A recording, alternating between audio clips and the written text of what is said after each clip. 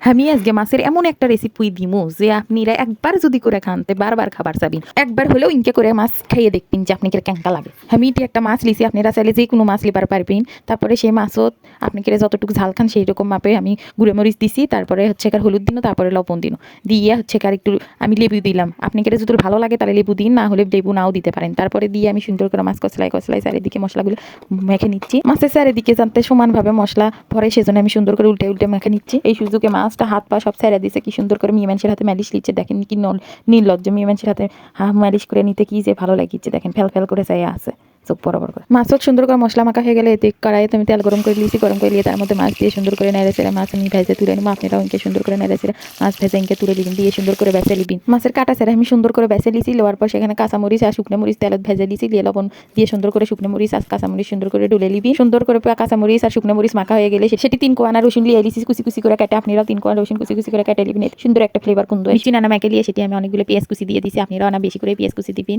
আপনারা আবার কিট্টামি করে মিষ্টি নিজান দিন না, এই পেঁয়াজ কুচি যখন মাখবেন এমন সুন্দর একটা গন্ধ বাড়াবি, দেখে মনে খাবার মন চাবি। এই মরিচ মাখা দিয়েই মনে হয় 1 প্লেট ভাত খাওয়া যাবে। দেখছেন কত সুন্দর আছে। এই ভর্তা কিন্তু অবশ্যই সরিষার তেল ব্যবহার করবেন। তারপরে মরিচ মাখা হয়ে গেলে সেটি সব মাছ দিয়ে সুন্দর করে মেখে নিবেন। সুন্দর করে মাখবেন, এইটা যত মাখবেন তত স্বাদ। তারপরে দেখেন এরকম মাখা হয়ে গেলে আপনি কি পছন্দ মতো সুন্দর করে পরিবেশন করবেন। আমার যেরকম ভালো লাগছে এরকম করে পরিবেশন করছি। বাড়ির যদি মেহমান আসে বা নতুন জামাই আসে, ইনকে করে ভর্তা করে যদি পরিবেশন করেন তো জামাই শুদ্ধ দেখে জামাই পরিবারও কোটাল ফুটে যাবে। অবশ্যই এই ভর্তা বানিয়ে খাবেন। আর আপনাদের কাছে কেমন লাগছে অবশ্যই কমেন্ট করে জানাবেন। আল্লাহ হাফেজ।